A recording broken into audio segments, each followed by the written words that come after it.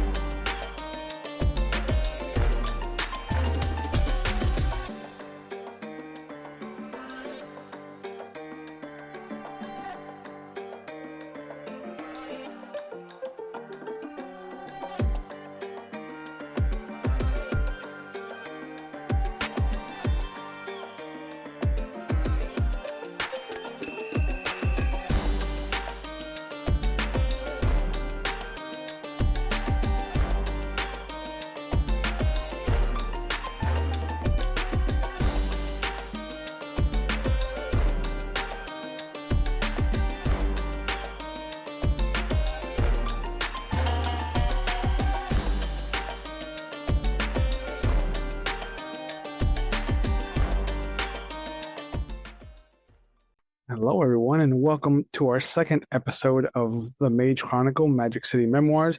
I'm the Revenus Archon. I'll be your storyteller this evening. And before we get into our recap, let me let my amazing table introduce themselves and their characters.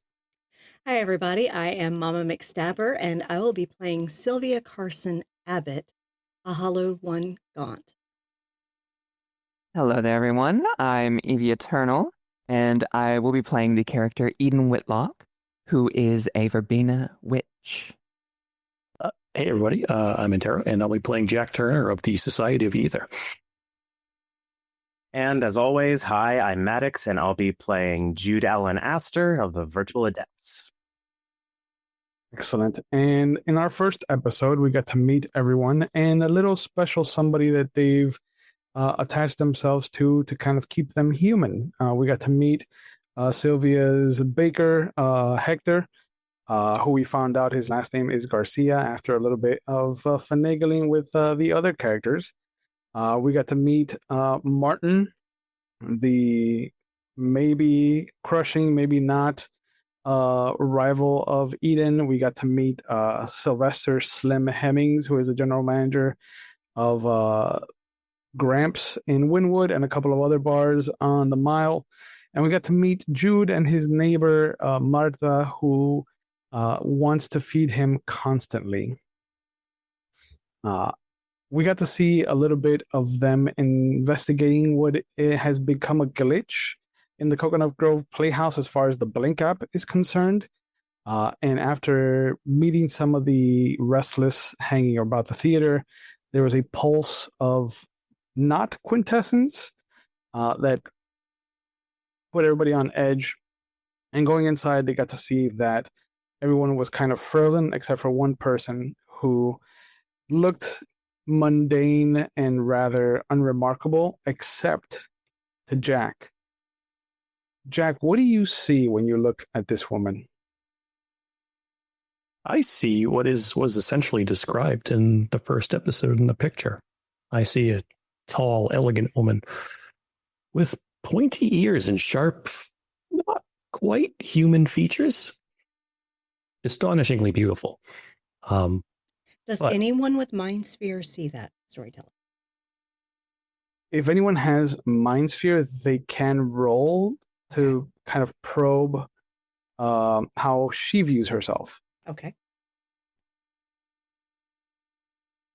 Well, yeah, she's he's seen she before, not up this close, but it's not unsurprising that this is someone of this power who was able to do this, he's assuming, is here. And well, she's talking to us at the very least. Mm-hmm.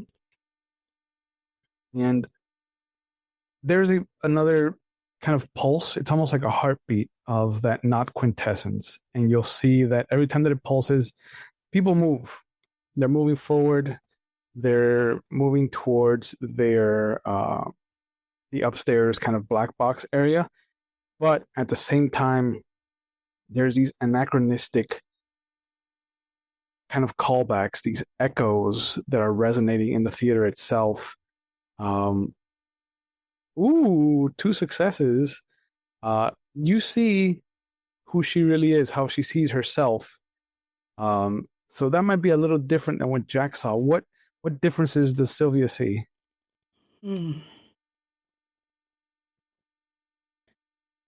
How she sees herself. Yeah, this is a she, so. Of course. She's gotta consider that ego. Unfortunately, we as humans can't tell what kind of she. Right. But she would see herself as truly stunning.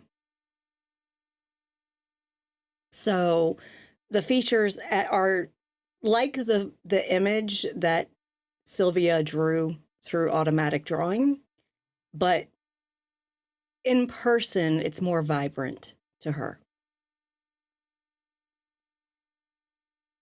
Does she look like the person that was drawn? Slightly. There's differences.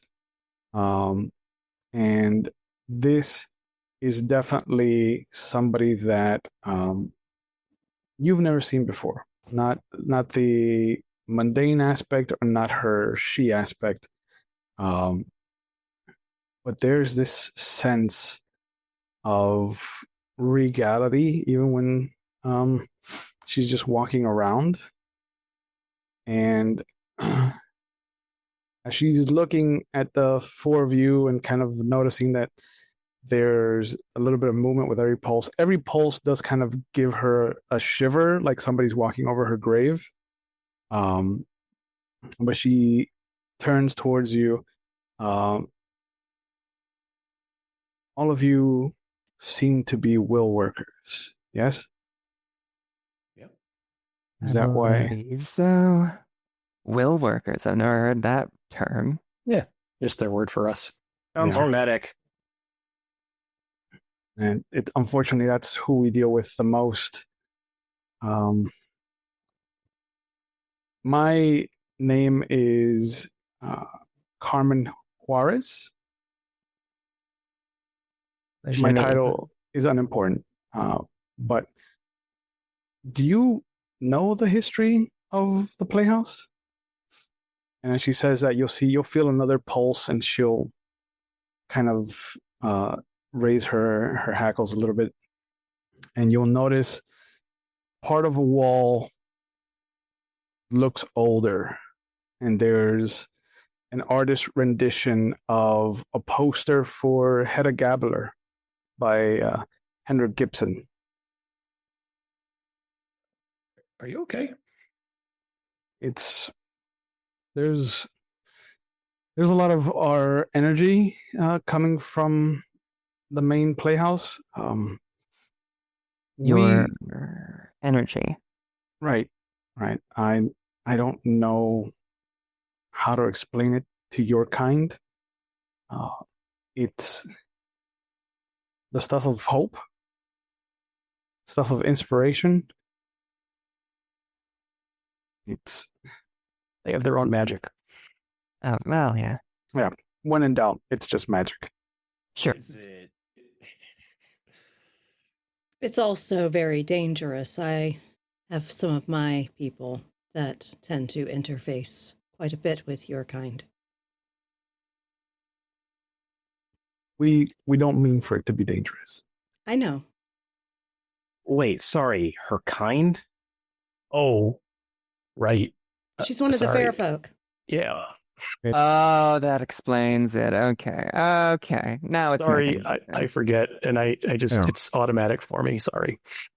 And you'll see behind her the doors to the main Playhouse, the actual theater, the classic theater, have opened themselves, and it looks like a massive store unit. Like it's storage, like there's different set pieces from different shows from the last 20 years.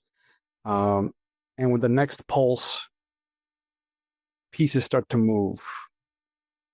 What piece does Eden get their attention? What piece movement kind of calls to you?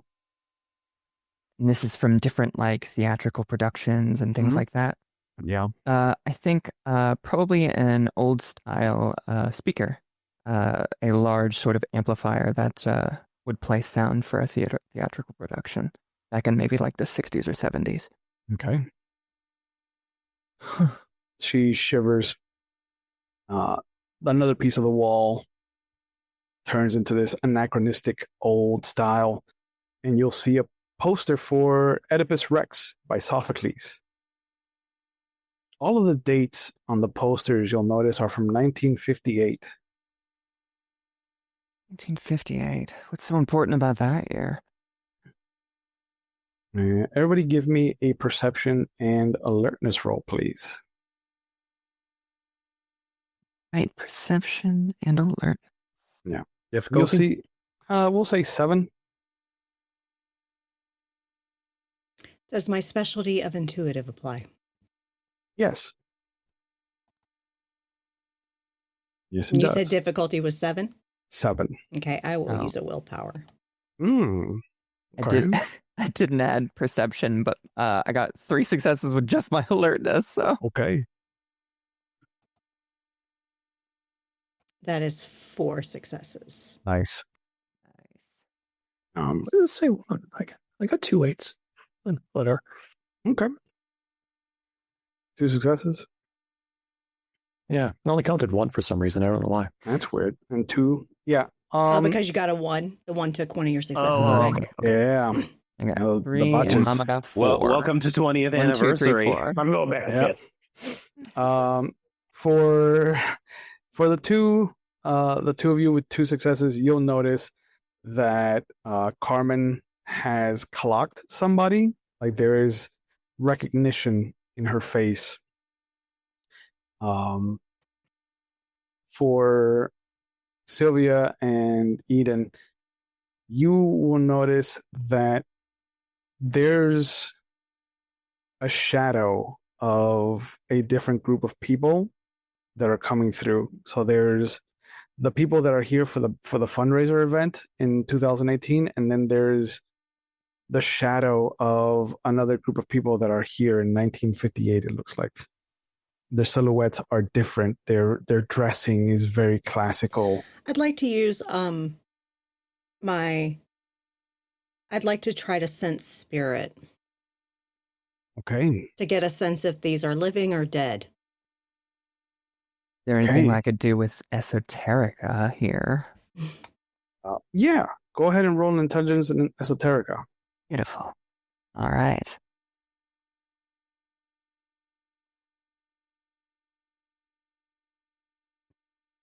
So As- with that, what am I using, storyteller?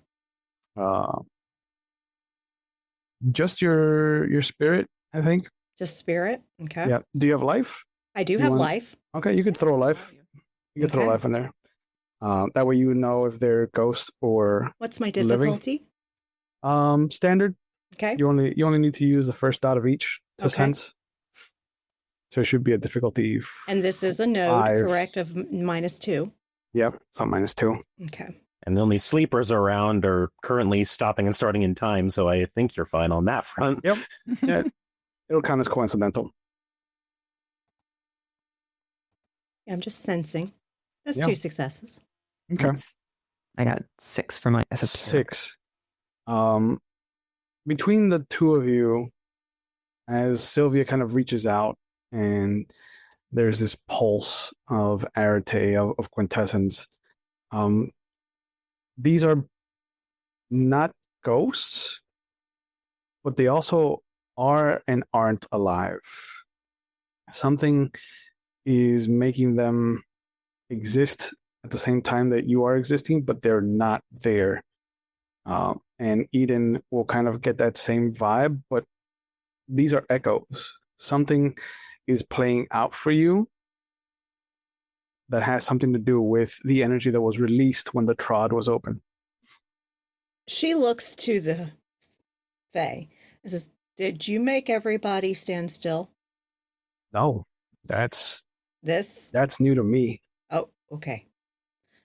Interesting. This has all of the machinations of your kind of people, though. It's like All we did reality was is open being- a door. Yeah. Not even that. You read a fucking inscription. Yeah. Yeah. The instructions were on the door. Yeah. Yeah. The problem is that from the little bit that I know of the Playhouse history, one of your kind sealed this off. Why? I don't know. All that I know is that something happened here, and whatever it was involved your kind, my kind, and some. I hate to use the word, and there's another pulse. And, I'm going to look for the ghost because I know this place is haunted. and you see that your brother's there. And every time that it pulses, that she kind of shivers, he does kind of come in and out. Still good? He nods. And there's a moment where, with this other pulse, another wall kind of reverberates back to its classical construction, and you'll see that there's a poster for The Seagull by Anton Chekhov. And another piece of scenery kind of shimmers and shakes and rights itself. Jude, what piece of scenery is this that's caught your attention?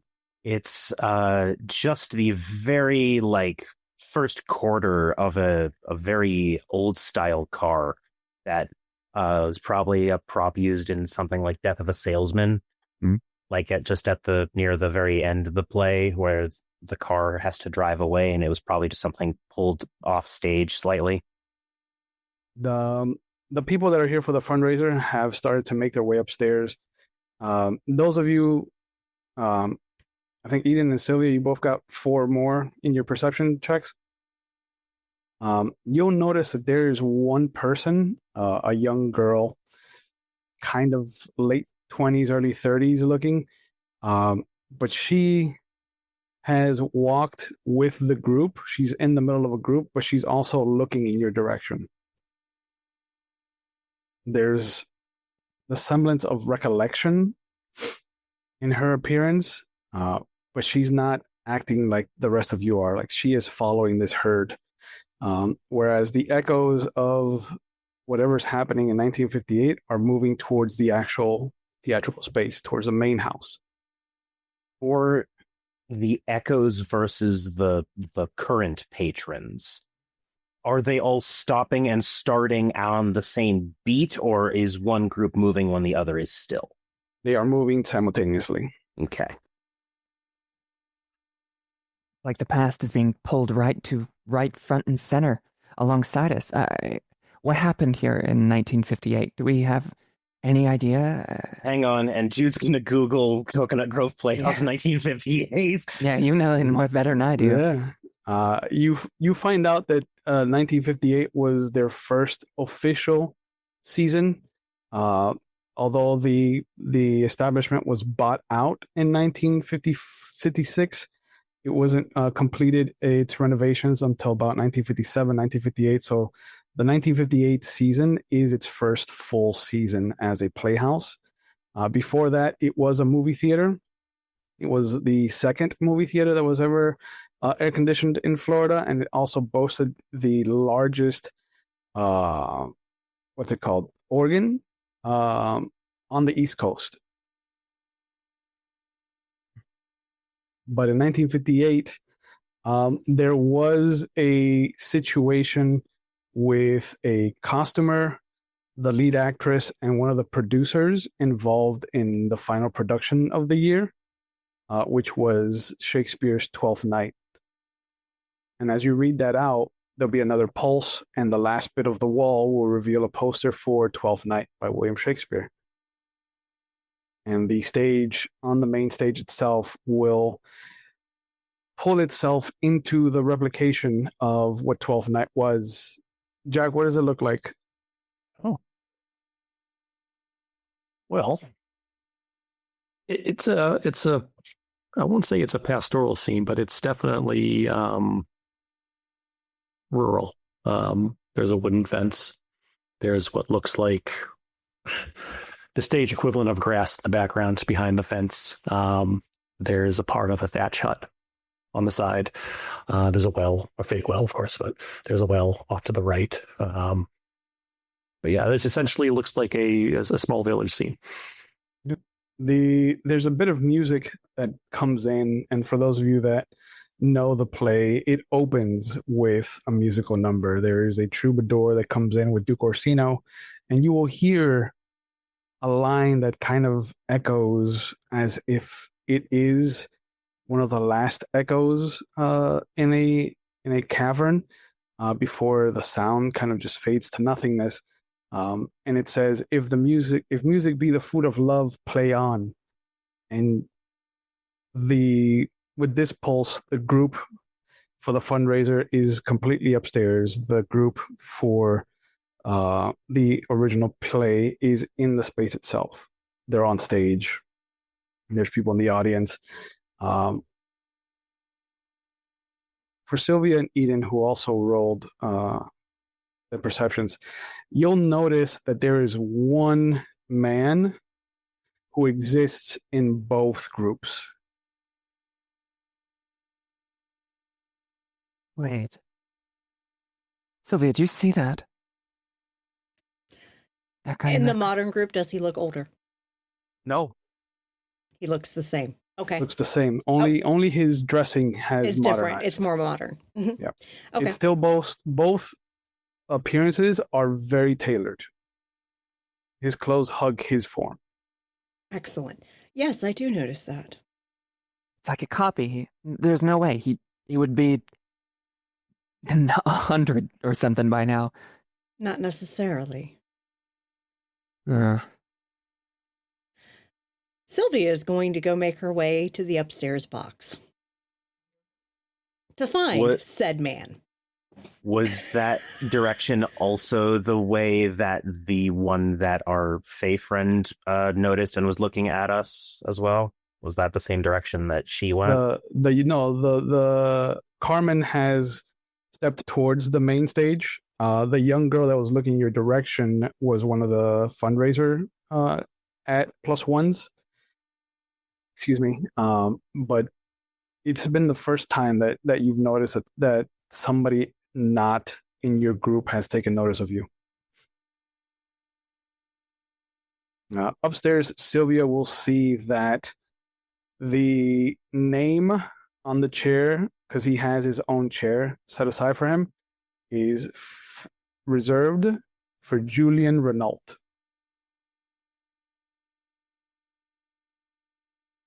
I want to get a sense of what he is.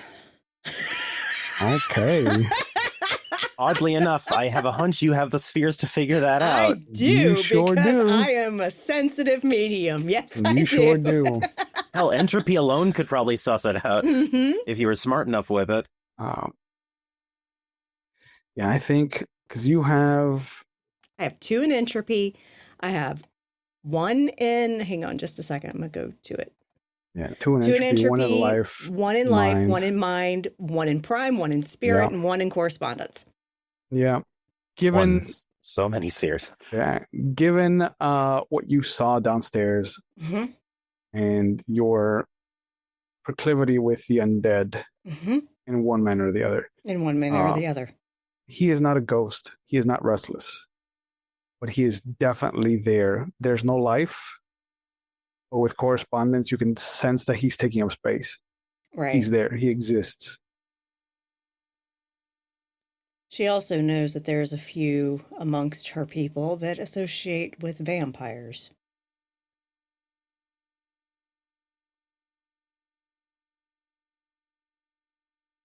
Is he breathing? Hard to tell because he's frozen with the rest of them. But he does emote. Like there's a pulse where you see him kind of smiling and hands together like he's clapping. And you'll notice that the girl is looking in your directions. She's downstairs, right? No, she's up here. Oh, she's up here. Yeah, she was with the charity group, but she wasn't as tuned in as he was. Yeah. I look to the girl because she's looking at me. Yeah. It looks like she's looking at him more than you, but she's got her head tilted like she's trying to figure out why he's important. Okay. So am I. This is a little eerie. Yeah. Says the medium. This is a little... I want to... Are there any ghosts around? Up here, no. Damn. Up here, there is a lack of restless. Okay. Okay. Downstairs, Eden, if you follow the gentleman, you'll notice that he also has a reserved chair for him. He has a small table that is set to the side of the row that he's in, that a couple of other people are sitting at. It looks like the producer's table. The name on his chair, though, is Edouard Moreau.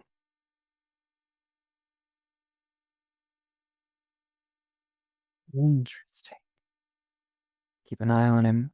Edouard Moreau. So he's sitting at the producer's table, so that means he probably worked here, which means that his name would probably be in relation to this, which means he's probably got something to do with whatever is happening right now. So that's pretty great. I don't know who's with me downstairs currently, but I will yell back. That guy seems really important, Edouard Moreau. And if he's in the now as well, and he's still that age, I don't know what his deal is, but that's definitely spooky. Jack, you'll notice that the actress playing Viola, she is homely. Mm-hmm. What catches your attention about her? Given it's a Shakespeare play, it catches my attention that she's dressed very masculine. It's not a dress, but she's dressed as someone who would be like a page or something at that time. It's nice. It's nice, like she worked for someone, but it's not necessarily super fancy, wealthy, I should say. Yeah. Off to one of the wings behind a little clump of curtains, you'll notice a gentleman who's standing next to a rack of clothing as well. He's got the kind of cloth tape, measuring tape around the neck. He's got a couple of pins like actually sticking out of his shirt pocket. What is it about him that catches your attention?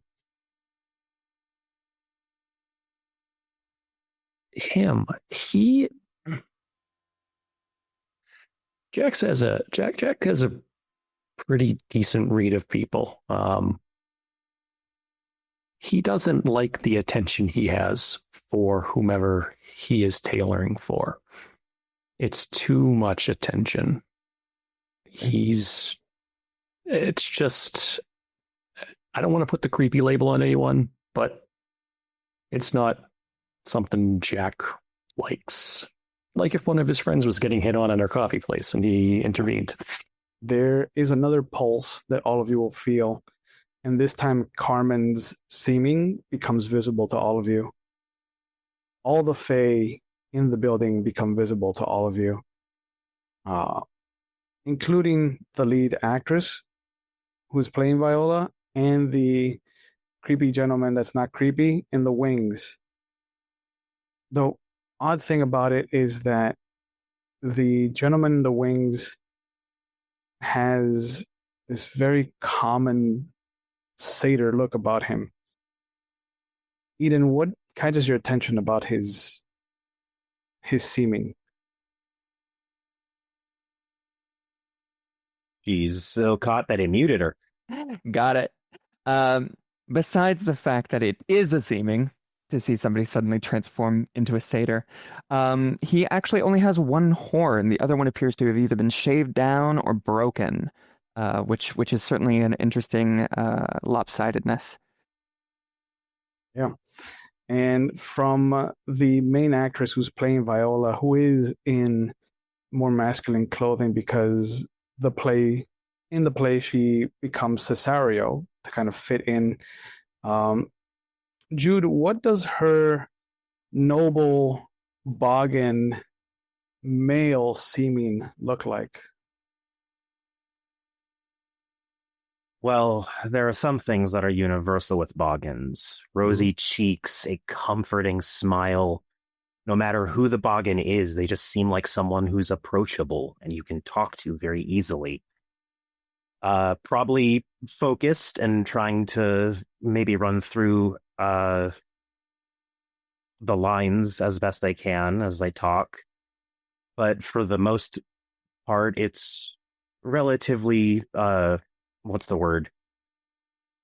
Not comely, but something along those lines, where it's someone who's not dressed well or dressed nicely, obviously as a costume, but more for comfort and presentation than to specifically like turn heads. It is, and with Boggins, there's also a slight bit of squatness to them, just because most tend to be slightly hobbitish. Gotcha.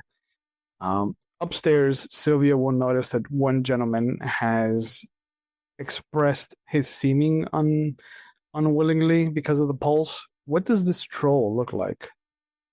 Oh my God, he's huge. And what does that do to I've Sylvia? never seen something that looked like this in my life other than like storybook illustrations.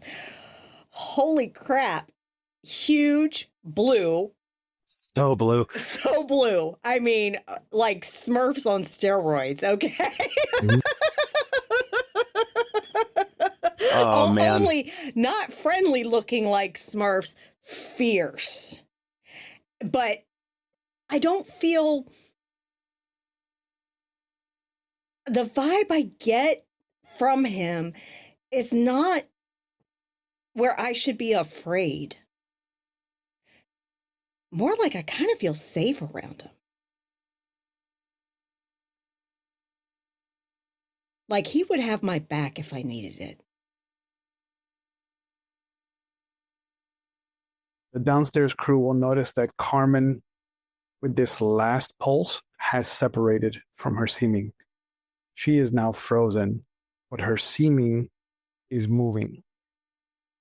Is the seeming still interacting with us, or is it doing something else? It's more like the seeming has now become part of the memory. And you'll hear her talking, pointing at people. Mostly she points at the actor playing Viola Cesario, and you hear her refer to them as Jonesley IL Applium, and then she'll point to the costumer and she'll say Fennel Custer Commoner. And she'll point at Edouard, and with a scowl on her face, she'll point to him and say, Leech.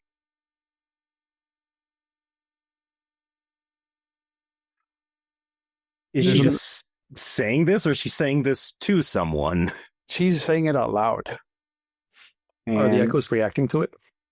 they're not, but you'll notice that when she points at Jonesley, Jonesley's voice acknowledges it. Like it repeats what she said about him, her, them, in a very human, feminine voice, but a very fey, kind of sing-songy male voice.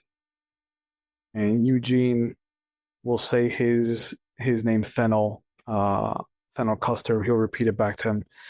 Very. What does Fennel's voice sound like to Jude? That was the Satyr.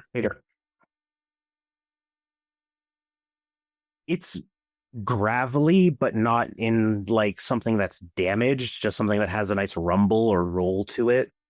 Sort of a voice that's like distant thunder almost. so resonant and deep. The next pulse sees the main house vacant except for Thenol, Jonesley, and Edward, and one new player that wasn't among the main cast or the group of technicians.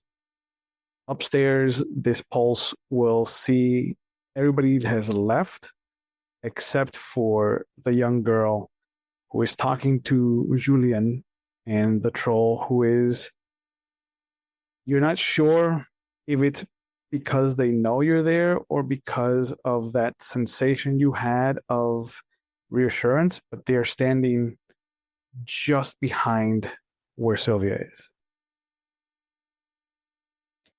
Sylvia looks up to the troll because Sylvia is short. She's not got the short flaw, but she's a petite woman. Yeah. She looks up to the troll and just beams a smile at him, and then looks at the vampire and the girl.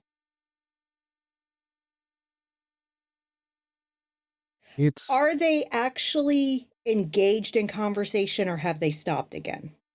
It sounded like they were engaged in conversation. You could hear him saying something that sounded lighter, almost charming, as if he was becoming friendly. And it sounded like she was saying something scientific, just matter-of-factly.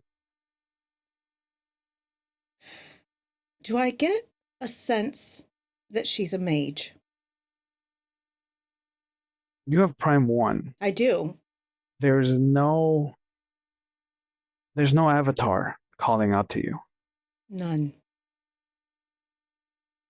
There's none of that pulse. And she doesn't have a seeming. She doesn't. There is a pulse of quintessence from downstairs that isn't the other three.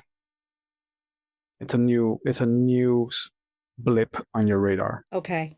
So she knows there's a mage downstairs that isn't one of us. Mm. Okay. Fuck.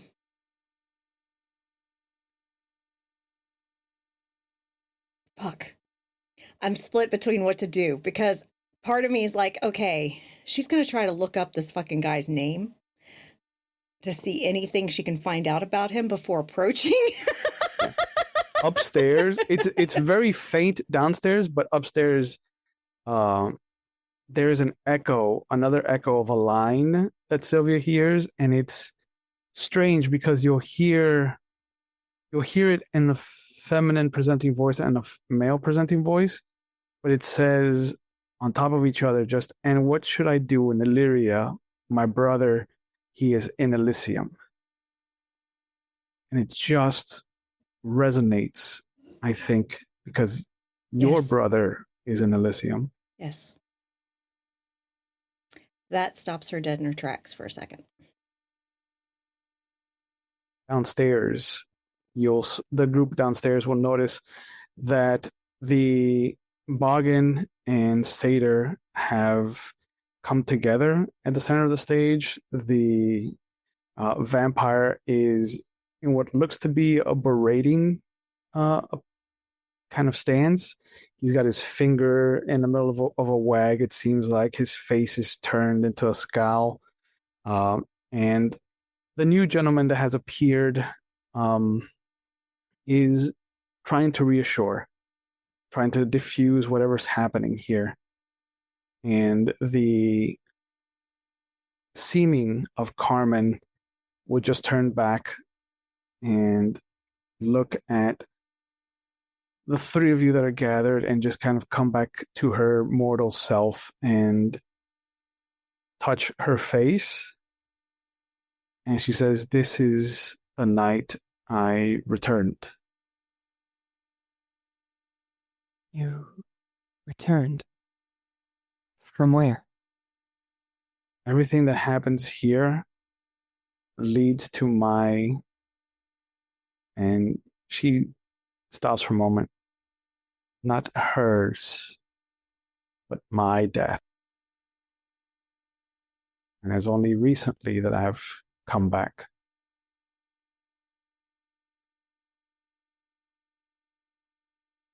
keeping an eye on this vampire. Do we feel that burst of quintessence? No, it's softened now, and there's another pulse of not quintessence, but definitely glamour. And you'll see that when it passes through her, she kind of revels in it, and her form becomes even more majestic and more kind of Galadriel when offered the ring. Like there's a moment where she is both an archon of light, but also a messenger of destruction. And you'll see that it resonates as with this pulse, the vampire has pulled what looks to be this jagged knife and has thrown himself up onto the stage. And the gentleman that has come into the scene that is not the three that you have been following just puts his hands on the table, and you'll see there are circles, concentric circles that have come out of his hands and have set the table on fire, kind of burning themselves into the wood. And slowly you will see each word of the opening message etch itself into the arch of the proscenium. But it is too late. By the time that the last word is cast, both bodies lie on the floor. Their mortal selves look to be holding hands, like, or trying to hold hands, like their hands are reaching out for each other. But you'll all notice that their satyr self and their Bogan self are shattering. They're becoming stained glass shards of themselves, and from the wound out to their extremities they're becoming dust. And the same thing happens to Carmen. You'll see that her semen starts to turn to dust. And you are all the scene is frozen for you all at this moment.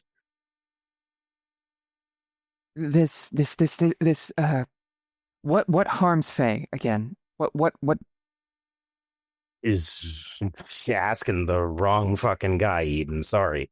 Is the knife that vamp fuck had still visible, like in his hand right now? It is.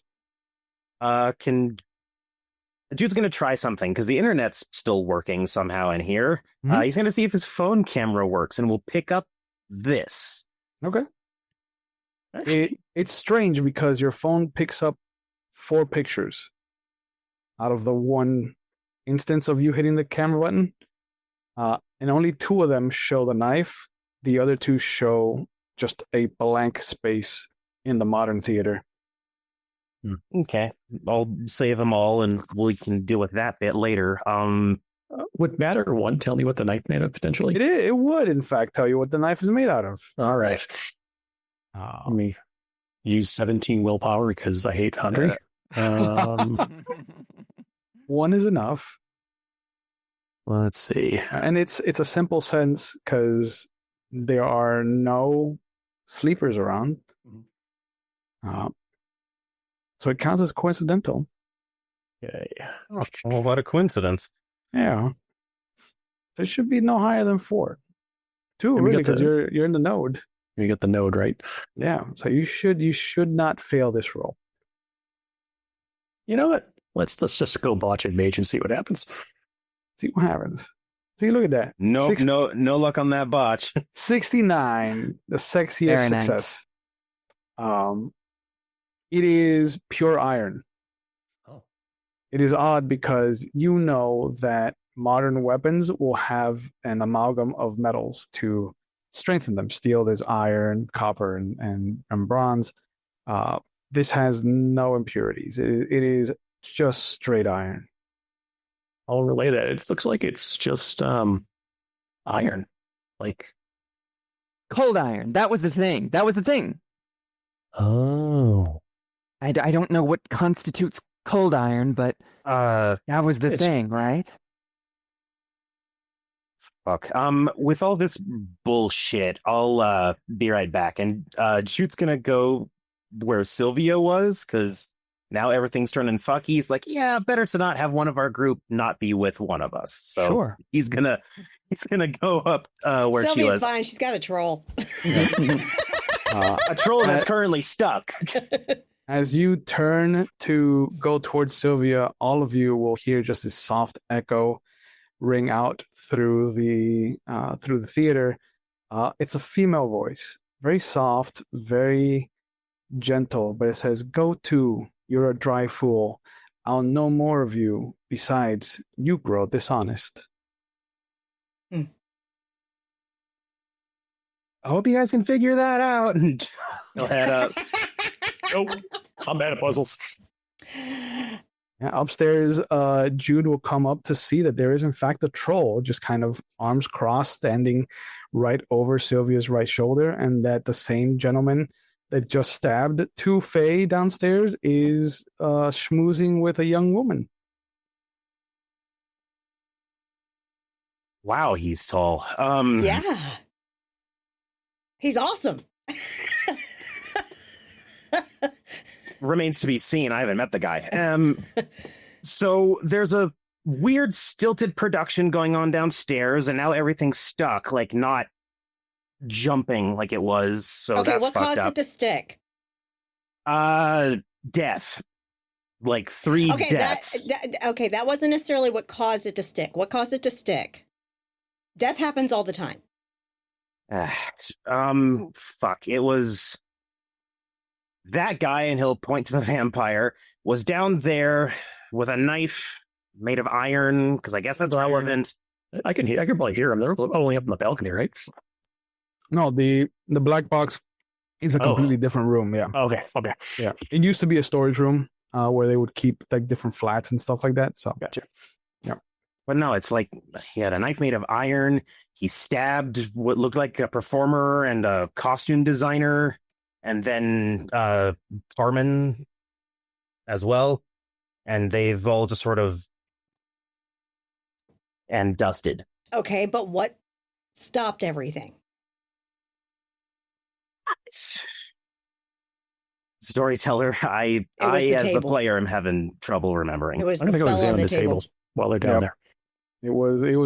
Everything happened around the same time. The death, the casting of whatever spell closed the trod, and then the disappearance of the facials. Oh, gotcha. I'm gonna try and picture the mage while he's docking.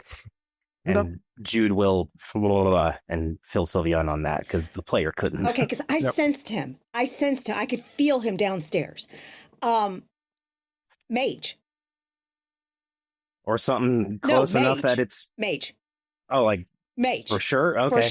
For sure. So You want he help down the cast stairs? something. I don't know what this girl is. Neither do I, but I don't know. I'm so out of my wheelhouse that I'm in a different fucking like shop. Well, I'm not. I know he's a vampire. I know he's a troll. I know there were multiple fair folk downstairs. The vampire was also downstairs. Then a mage blipped and like showed up downstairs. And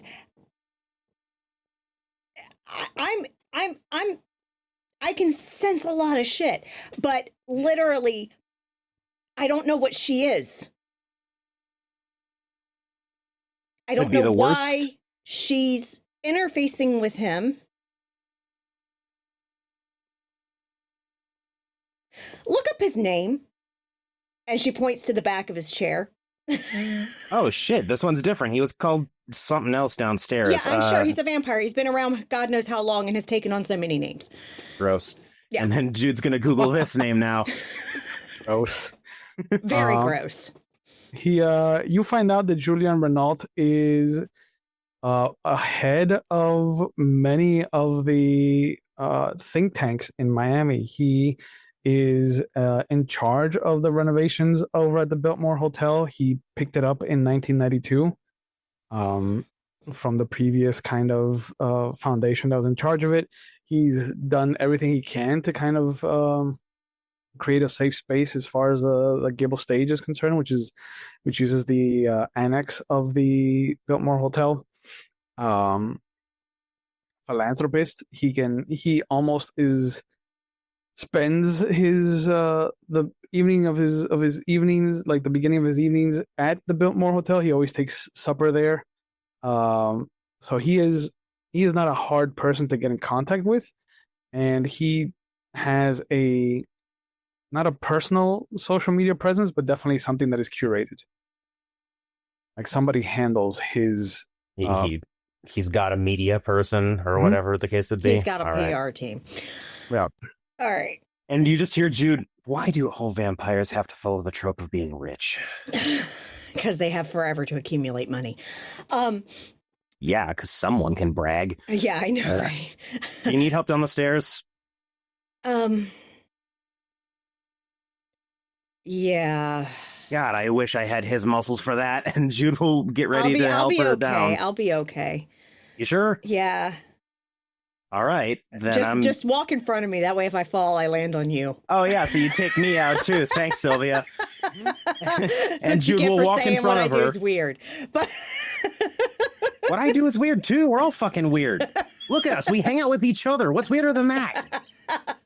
Yeah. We're the weirdos, mister. Once you're all downstairs, you two will Sylvia will see the scene that's played out for her. I'm gonna walk right in. Mm-hmm. I'm gonna walk right in, and I'm gonna go look at that fucking vampire. Same face. Why would he kill these fair I'm gonna folk? take the knife out of his hand. It doesn't. It is when you go to reach for it, he is static. He exists only as a memory. So my hand would go right through. Go right through. And even with correspondence, the second that you put your hand up to him, it jinxes you a bit because he's like, he should be there, but he's not there. What the fuck? No idea. Maybe he was trying to get into the gate thing, and they closed it off? I don't know why he would be, why a vampire would want anything to do with this. But you get up close and personal to kill somebody when you're really fucking angry. Right. He was berating them from what we saw. Like, it seems like an odd stretch for, like they messed up something in the play. But it seemed like they also, at least the echo of Pretty Lady, straight up like pointed out and said fucking vampire when they were talking to him. Well, yeah, so they were aware of what he was. She called him a leech specifically. Yeah. Because they suck blood like leeches. Sounds about right. That's what I figured. But It's I want something to repeating. I want to look at the mage. Is he still frozen in the room? Yep. How'd my pictures come out? I want to look at what he did on the table. They're blurry. Again, you took one or two pictures, but they duplicated. There's one that exists in the now where he doesn't exist in the pictures, and there's a picture where he is blurry. But it's almost like you are taking a picture of a picture of a picture when you're taking a picture of him. Oh, is it sort of a double exposure effect or no? Yeah. Okay. But you will notice that the only thing that doesn't look out of place is the pin on his lapel, because it is the same design that the society uses. Oh. Which society? Society of Ether? He's an Oh, ether, yeah, right? he's an ether, Yeah, right? just making Yeah. sure. The Okay. society. Hey, it's one of mine. Okay. Guys, all of you come here, and I Sure. want to look at what he did on the table. Mhm. But I want all of us to look at it to try to suss out what the fuck it is. Sure. Yeah. If everybody wants to roll intelligence and esoterica, Yeah. Oh, how does it work for skills you don't have again? You could try occult. You could try cosmology. You could even try enigmas. I'm open. I'll do occult since enigmas and Could occult I are both use just one. perception instead of intelligence for this? If not, that's fair. If you do, it wouldn't be esoterica. It would be awareness. Okay, I'll do intelligence then. Three And I will use a successes. willpower. Did you say the difficulty? Sorry. That's 6. Thanks. That's standard. Nice. That's a shame. Wow. Oh, Okay, well, I at least got one success and didn't botch because I used a Mhm. willpower. Yeah. I got Nice. 3. I am the esoterica woman. yeah, you are. I'm sitting very cozy at my 1. Yep. For the occult role, this is very much in line with hermetic sorcery. It's ordered. There Oh. is I'll get some pictures of these while we're here too, just for sanity. those don't transpose to your phone. Oh. And then I'll delete the rejects of that particular instance because that's annoying, and probably just turn to look at Sylvia and sort of glance to where he assumes she keeps her book. So this is the electronics aren't working. Sylvia, can you try and draw? Yeah, I can try. I'm not as good myself as I am when somebody else is working my hand, but What wouldn't be better than the picture's not working at all? Yeah. Jerking the gherkin. and I will take Look, if out we the could get notebook. a But what rubbing did of it, Did that'd I be get best. anything at all, or did Right. Eden get anything at all?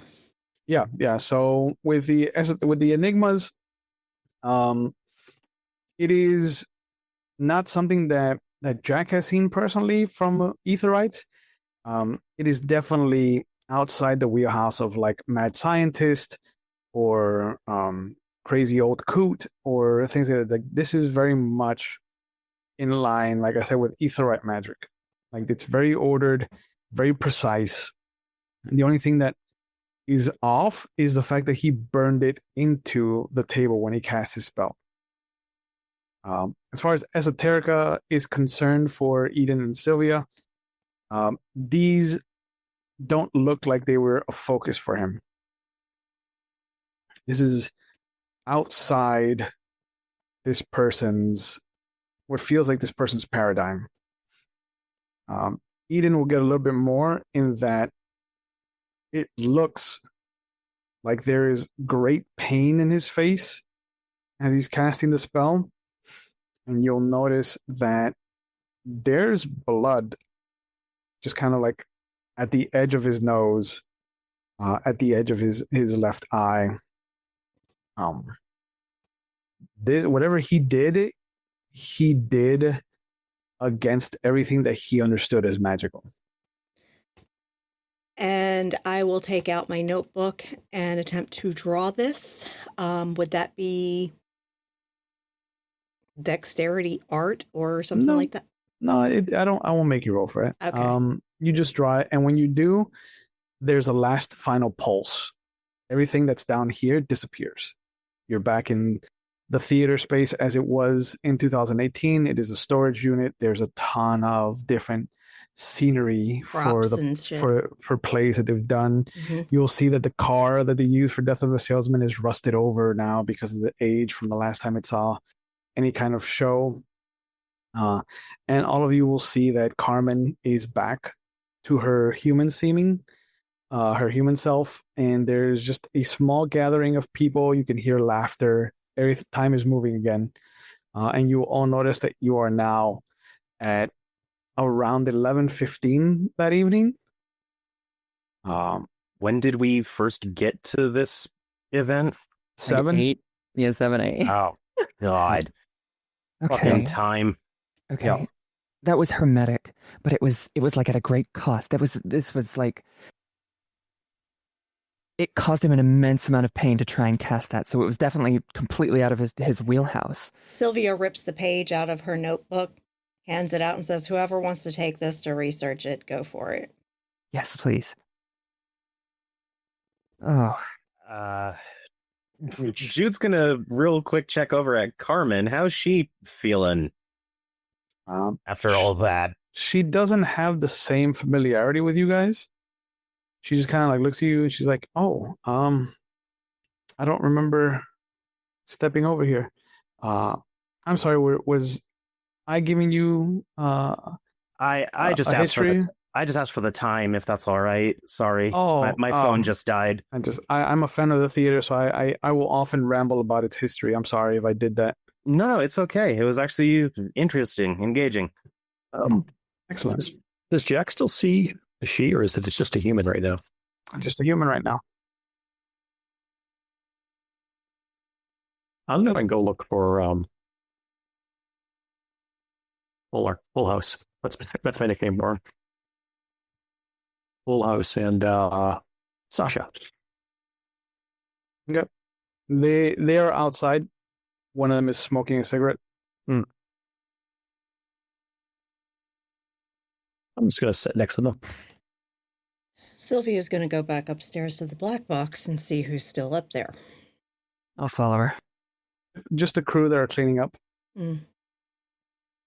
They've got the same kind of black shirt that just has the Coconut So Grove the vampire's Playhouse. gone now. Everything's gone. No, he's downstairs. Oh, he's downstairs. He's still talking to that young girl, and a couple other people. Mm. I want to try to get close enough to eavesdrop. Ooh. And Shame this place doesn't have any eaves. That would be perfect. And if not, I will task my brother to eavesdrop. okay. And he can tell me later. Okay. I just have definitely to can. say, truly, sorry to interrupt the scene for a second, No. but wraiths are broken, but Yeah. having access to a wraith is more broken. Yeah. She does things for him too, okay? Yeah. Well, But of course. He'll nod and he'll kind of like step over there. Okay. But they're just. It looks like they're in the middle of a conversation. There's some laughter. You'll notice that she is. It's weird because the moment that she touches him, she's kind of like laughing and she puts her hand on his arm. There's a moment where you almost wish that was you. Make an arete roll. Ooh. Because you have the mind sphere, and anybody else that has a mind sphere can roll their arete. No. I don't have that. Difficulty 6. Even me? Yep. Outside? No, Okay. no, you're outside. I got a success. Okay. You've never felt any kind of mental compulsion like this. And even though you've fought it for now, in the back of your mind, you're like, he is so handsome. Oh, God. Oh, God, no. Sylvia's going to literally start walking out of the building. She's going to get as far away from that creepy fucker as she can. Okay.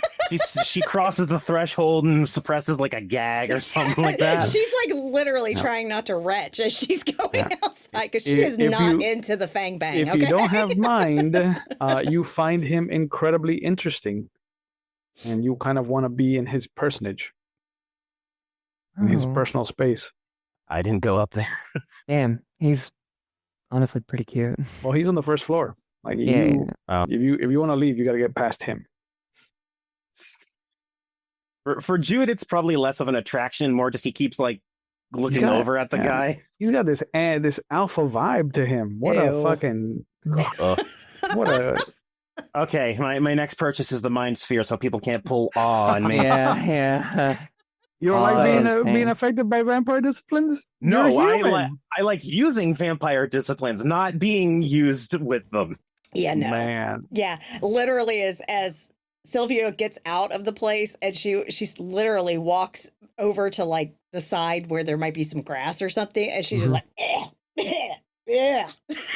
Well, it's rough because even though you know it's a I compulsion, know. like It's like that. Ew. Yeah. She's gonna There- have nightmares tonight. it's Simultaneously disgusted and a little turned on. It's really like, obnoxious. yeah, it lingers for a moment because Yeah. you're just like because you still are affected by the awe until you are fully out of his line of sight for Yeah. a long time. But Yeah. but just like the knowledge that somebody could do that No. and now it makes you Now makes you fully aware of why she's talking to him. Yeah. Fully aware. Mm-hmm. I followed Sylvia down to the first floor, but I'm kind of entranced right now. Yeah. I'll just kind of absentmindedly. Hey, Jude. Does that guy seem like really interesting? He is pretty eye-catching, I'll give him that. Yeah. I wonder. He's also gathering a crowd, which is fucking annoying. Yeah. You see that he does have this joviality. He kind of like the way he undoes his tie and kind of undoes the top button. Like there is this sexual predator about him. Yes. What an apt description. Domineering, maybe? If he had sexual predator vibes, I'd be like, oh, God. No. But Why do you think Sylvia's retching outside? yeah. But you do notice that the majority of the people around him are all women, femme presenting. But he's got his focus on the one girl that was looking at all of you. And even now that you are kind of in her area, she is smitten by him. Are there security cameras in here? It looks like there are. I'd like to do some hacker shit. Some hacker shit? Mm-hmm. What are you gonna do, hacker man? Yeah. Firstly, using cross-reference from the footage of her face, I'm going to extrapolate who she is so we can like keep an eye on if suddenly this certain woman goes missing or whatever the fuck. Shit like that. But then Jude would also like to go through the text messages on the vampire's cell phone. Okay. The text messages on the cell phone would be much easier because they exist. Mm-hmm. The cameras have not been turned on in 20 years. There is nothing attached to them. They're there for show. Yep. And of course, Yep. Jude will just mutter, "Motherfucker, update." Huh? What's No, in- not what's- not you. Okay. Actually, you know what? No, I'm not gonna let these bitches fucking. And through my cell phone storyteller, I would like to provide those cameras the necessary power so that I can get a live feed of this woman's fucking face. Ooh, do you have the spheres for that? I have correspondence at 2 and forces at 2. I'm not trying to permanently power them, just a flash to actually get what I need from it, Okay. which I think should be enough forces with just 2. Yeah. Even with just correspondence, you could use that to turn your camera lens from pointing down from where your phone is to pointing from whatever camera you want. Oh, yeah, I'll just do that. Wow, that's way easier than what I was So- thinking. Okay. This Yeah, you know. correspondence is legit. Correspondence is It's- slept on. It's my affinity sphere for a reason. Yeah. Nice. I cut someone in half with it. And I don't need I've got matter a because dot in I'm it. technically affecting a phone on top of it, or You don't need matter. wow, that's 'cause really shocking. you're just turning your camera from where it's looking at now to using a different camera's point of view. Okay, then Yep. yeah, just some quick remote viewing, utilizing my smartphone as the So- tool. Roll your arete. You are around sleepers. I just click arete, right? Yep. Yeah. And it'll ask you what. I'm gonna what do a you roll willpower on that. Okay. Diff. It should jump to automatically a diff 6. Yeah, that's where it's set at. Yeah. Yeah. So remember to. Okay. You're in a node, so you could have lowered the difficulty by 2. Oh well, it didn't matter Wouldn't the too much. sleepers have increased it though? Yeah. That's why it started at 6. Okay. But you could have brought it down to 4. It doesn't matter. You got the 1 success. And a you 10, get a- no less. Yeah, you get a picture of her, but it looks like your thumb is in the way, so you only have like this much of her face. You have like 3/4 of her face. Yeah, that'll do. And This is enough. And then I'll put it away. And it's sort of like kiting because for some reason he can't take his eyes off this guy. Yeah. So he's very much keeping dude in line of sight and just circling around to at least get to the door with Eden, probably. Yep. It's like, all right, since he's interesting, let's just keep being interested. And Yeah. get towards where Sylvia went. You Where's think Jack? he's Yeah. messing with that? Yeah, he's definitely. Jack's outside with the Jack's outside too. British. Yeah, I yeah. left. This place And is fucked. you'll see that one of the girls that's with him is like, "Oh, we can go to Barracuda's. They have beer special today." And he's like, "You know what? I think we could all use a drink, sure." Oh, I And bet. they And- all step outside. And Jude's going to not even looking because it's a cell phone. Once you know how to text on it, it's not that hard. Mhm. And he's going to, through a group text to the rest of the lovely cabal, he's going to just send a quick a specific dude is going to Barracudas with people, just so we have a relative location. Outside. And then there will also be like a blood drop emoji, fangs emoji, shit like that. Yeah. Outside, Jack will have had a chance to talk to Sasha and Brandon. Yeah. They kind of look at you as you come out, and you see that Sasha's just smoking. She's halfway through her cigarette. She's like, I don't know what was happening, but something in there was fucking around with us. You missing a few hours? No, I just When'd you get Yep. here? 7. What time is it? She pulls her phone out. 11:15, 11:20. There you go.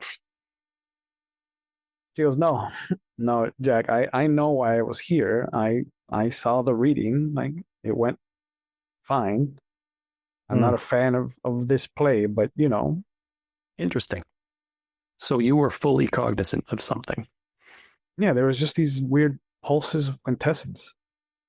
Did you feel it? It wasn't quintessence. Weird. She takes a drag. I gotta hold out my phone with the picture, the blurry picture. Long shot. You know this guy? He's one of us.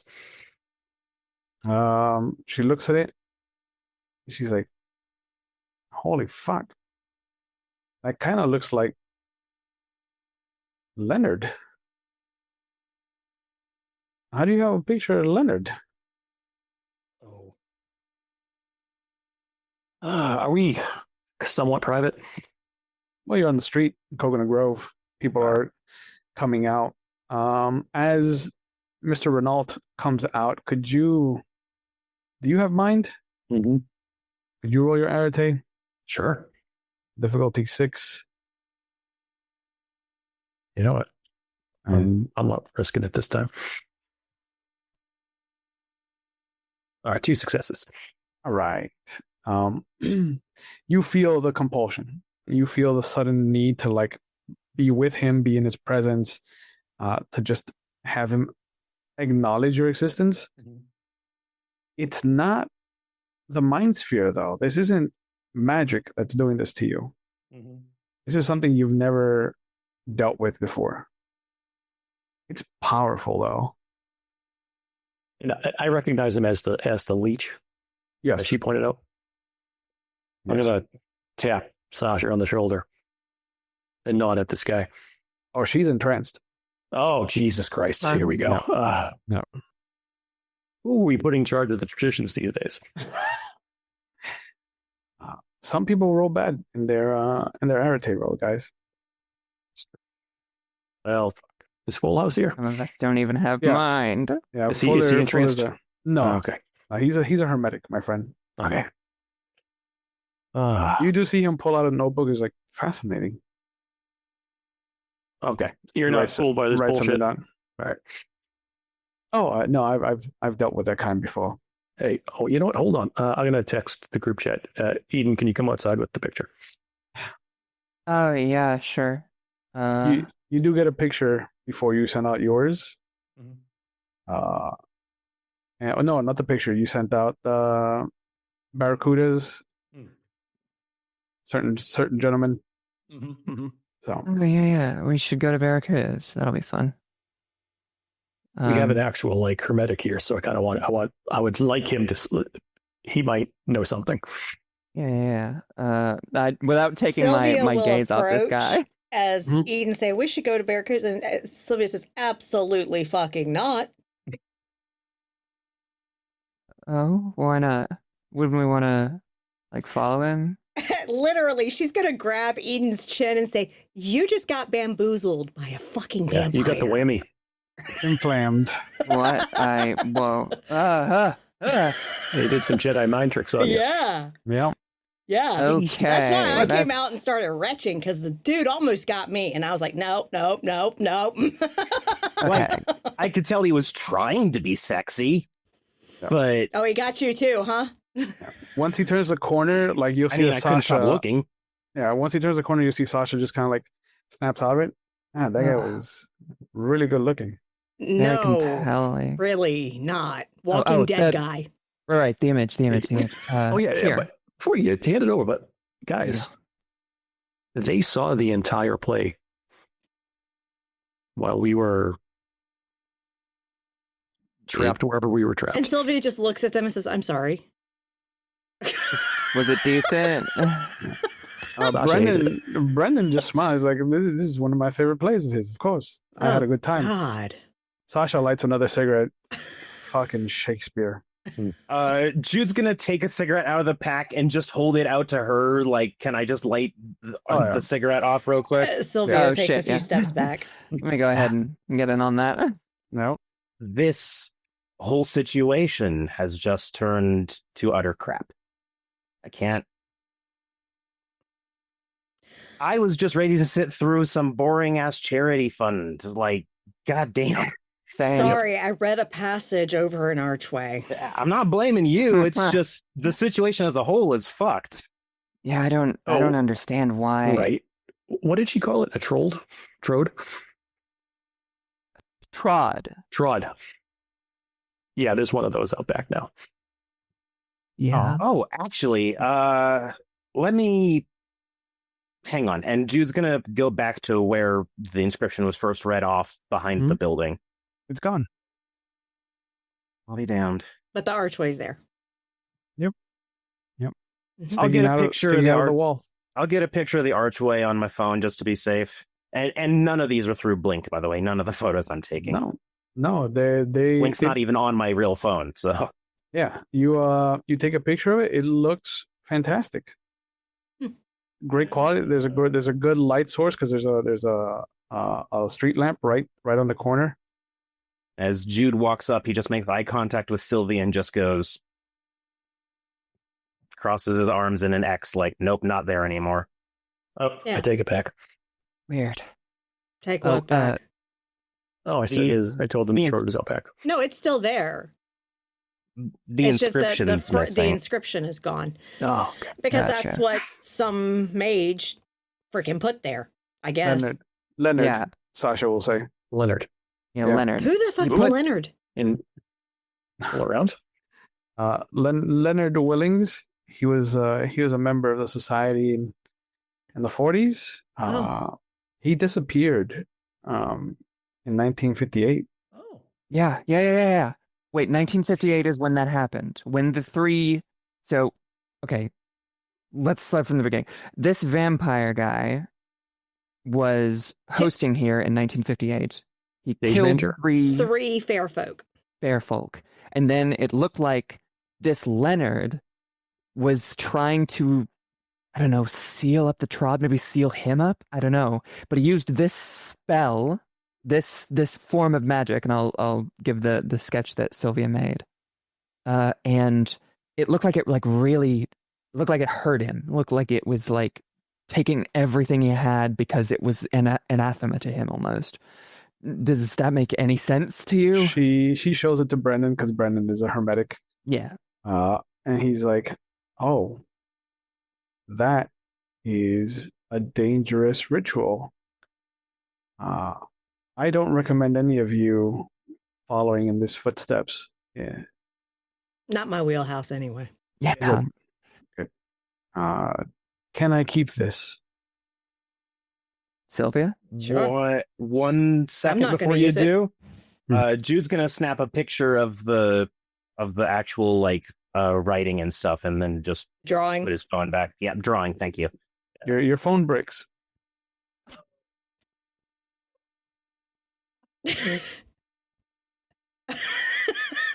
All right. Dude, did Oh. you get it? I No, would've- I would've Jude's having a stopped you. 404 right now. Yeah. I'm just gonna wave his hand for this ice. Sorry, man. That I would have sucks. warned you about that, but this is. I think we should go somewhere and have a coffee.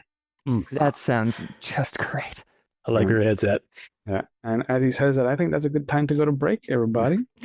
All right, we'll be back in 10 minutes, y'all. Peace. Welcome back, everybody. In the first half, we got to see a portrayal of Shakespeare's Twelfth Night with Faye as the lead actors and an angry vampire as the notorious bad guy in a very Shakespearean tragedy of what was supposed to be a comedy.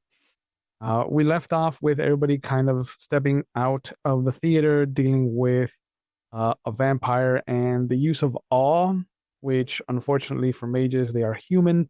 And so unless you are prepared for that kind of onslaught, you don't get a saving throw, as it were. You just have to sit there and enjoy this person's presence. Pun intended. Yeah. But we left off with you going to get a coffee with Sasha and Brandon. You're in the Denny's. There's maybe, Perfect. yeah, they're abundant down here. They sure are.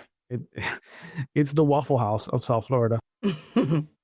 Too bad there isn't a Waffle House.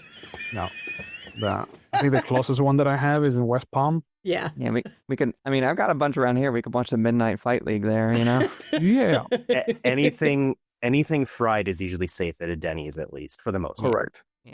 Correct. But yeah, the two of them only have coffees. So whatever you guys want, you can have in front of you. Sylvia's going to have a chocolate milkshake. Nice. Jude ordered a pot to go with his mug of coffee. I'm drinking coffee as Same. well. Lots of Like- cream. Yeah, same eggs and bacon. Okay. Jude doesn't do cream, but he does do a significant amount of sugar. Fair She enough. does. And this is a standard roast. It isn't espresso, so the American coffee is very weak compared to what Jude is probably and Jack are probably used to. Yeah, everyone sees Jude every sip. He just sort of goes. Yeah, Like, he it's as doesn't mid as mind it, ever. but you can tell that it's not his usual brew. And the fact that the Denny's mugs are so thick means that you get a lot less liquid Oh, yeah. per sip.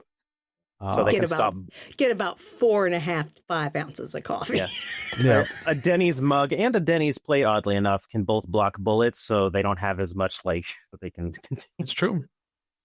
But Brandon will pull out the drawing once the server has kind of come on, checked on you the last time, and fucked off, and he'll start to point at the different symbols. It is good that you didn't copy down the entire circle, and I'm assuming it's because of his hand placement. He probably did it on purpose. But there's 4 symbols that are missing to complete this. This is a sealing ritual.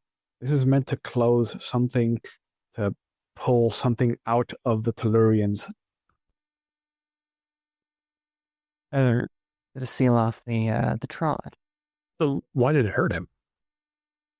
It takes a lot of sacrifice to close something, to literally pull something from the Tellurians' influence is a taxing and dangerous endeavor. Yeah, I got the feeling he wasn't particularly accustomed to something this big either. Yeah. And why the fuck did he use this method Jude will just straight up look at Jack when it's very clear that it wasn't what the guy focused on. Yeah, and Sasha will kind of play with her, like she's twirling her cigarette like a coin through her fingers. And she says, Leonard Willings was a fantastic etherite. He created fantastical machines that we still use today, if you're ever out by Mars. But he unfortunately suffered the curse of all Etherites, and he went crazy and at the end of his life, and he disappeared. Got a I little feel too like close that's to the not sun. Etherites. That's just people. I mean, Was he seen after the night at the theater? he disappeared at the like we would say around the New Year's in 1958. Like he said something about having discovered some way to make the Tellurian more flexible, to let us push back against reality without suffering so much for it. I can only assume that that's what this is. And Brennan just kind of shakes his head and folds it back up and puts it in his pocket. This is dangerous, and it shouldn't have been discovered by anyone, let alone put into practice. I'd love to suss out if he is being genuine about that sentence, or if he's like, yeah, this is dangerous for anyone who's not me. Sure. See just how hermetic this motherfucker is. Of course. As a Tremere player, I have to check. Of course. I would be upset if you didn't. Make a perception and empathy roll. For sympathy, gotta love it. If 6? If 7. Okay, I'm using willpower on this. Okay. Empathy. Sven. 1 success. God damn, I'm not. Damn. But like, is he taking it because he wants it, or is he taking it more on a sense of like, this is actually something no one should see? There's definitely a concern behind his eyes. Whether it is a concern for him making himself more powerful or him getting something powerful off of the streets, who can say? Okay. But there is concern. I'm going to say Sylvia distrusts this guy because he's a fucking hermetic. That's fair. That's a safe bet. Yep. I would also like to check him. Sure. I'm wrong. Okay. Intuitive apply? Yeah. All right. Someone who works in a cafe/bakery probably has a better sense of people than a fucking programmer. Sure. I'm just saying. And the diff is 7, right? Diff is 7. Okay. I will Jack's also going use to a lean back willpower. and start playing softly once in a lifetime. That is 2 successes. Nice. He's a tough nut to crack because that was a lot of dice. That's a lot of dice. He he looks concerned, and there is an edge to his voice of what to do with this information that he now has. Because it's definitely the way he's talking, the way he's kind of like holding his body. This is not the way he planned his night to go. Yeah. And so Sylvia's just going to kind of raise one eyebrow at him and then say, be careful you don't become Icarus and fly too close to the sun. oh, no. If anything, I'm going to separate the ritual in pieces and keep them far apart from each other. That's probably the best idea. Or you could just burn it. That too. That gets rid of it all. We could. Could ask the Aetherite to put sun-resistant, plates on the thing you use quite close to the sun. He will pull it out of his pocket and put it on the table, and he says, "Well, Sasha, Jack, you are the Aetherites here, and this is Leonard's last piece of work. I leave it to you. I could use it to try to not duplicate his ritual, since we've seen what it does, but I can definitely try it as a springboard to something greater, something better, perhaps something adjacent. But I'm also intelligent enough to know that this is something dangerous." And He sealed off. I imagine this trod is a pathway to some realm Yeah. that And the he- fair folk use. Do we think he sealed it behind him? Maybe he went in or journeyed through it and then pulled it behind. But why? Why was that why did what happened cause him to do that? there are safer No. ways to kill oneself than to throw yourself into the realm of the Fae. Usually, if someone in a story similar to this seals something off, it is to keep something out or away. Mm-hmm. The only So thing that's the we know only about. base assumption that I can get from the context. Yeah. And the leech is the only threat there, right? It's not exactly something we can just go investigate, not totally directly. And I he'll am not going to that bar. I He'll- mean, it's he'll a lean fair back. There's lead. better bars, Sylvia, don't worry. I don't lean back. drink. and he'll say, "Walk me through what happens then." Okay. That was my next step. Let's take it holistically. Now, Sylvia, you were upstairs. Yeah, I was When this- looking at the vampire in modern day Right. and watching him fucking. Ugh. But I did see a really nice troll. Nice. He was Nice. huge. Well, Yeah, right. My aunt's stating one. Anyways, Like, Oh, okay. like a bridge troll? Like, how do you mean? Like a Like giant tall and Nordic blue. Yeah, freaking tall, mythology blue, big troll. horns. Yeah. Yeah. wow. Oh, that Giant, dude. Like, blue, That's crazy. intimidating, but in the best way possible. Like Oh, he's it got your almost back. didn't see. It was like a blue not found in nature, but totally natural looking. I've never It's seen anything really like that. fucking hard to explain. It's awesome. That dude, when he comes to a cookout, he shows up with his own kegs. Like, I plural. bet. One on each shoulder, right? Oh yeah, easy. And he's Okay. kicking one like a soccer ball. And with how Right. built that one dude was, I can believe it. But All right, so Ugh. going through like the night, we started by taking pictures, Mhm. found some ghosts, which Sylvia spoke to, and got the seeming of one of these fae folk. Then we Sylvia ventured takes around out her behind it. notebook and turns it around to the page. Then we ventured around behind the bar, and we saw that in an arch there were what language was it? Gaelic. Gaelic. It was Gaelic. Gaelic. Was Gaelic etched in an arch, and when the words were spoken in Gaelic, it started this whole temporal event. Is the only way I could describe it. I did a we- Google Translate on it. Hey, it works. It works. That's the part that I'm having trouble with, because I haven't mastered, but I have dabbled with the pulling and pushing of time as a creation tool. I didn't sense anything odd this entire night. That's Oh, we did. surprising. It Yeah, we- pulled us in. Then it must have. or because we We were outside. just outside, it When it didn't hit clip us. off, it didn't affect us like it did Right. everyone else. We were outside of that event. That's odd. That means then that whatever fey magic this is outside of our sphere of influence. Oh, definitely. There was Right. a, It the felt like pulses quintessence, but not quintessence. of something. It was the wasn't fey magic we magic can use, but stuff. yeah, whatever they use.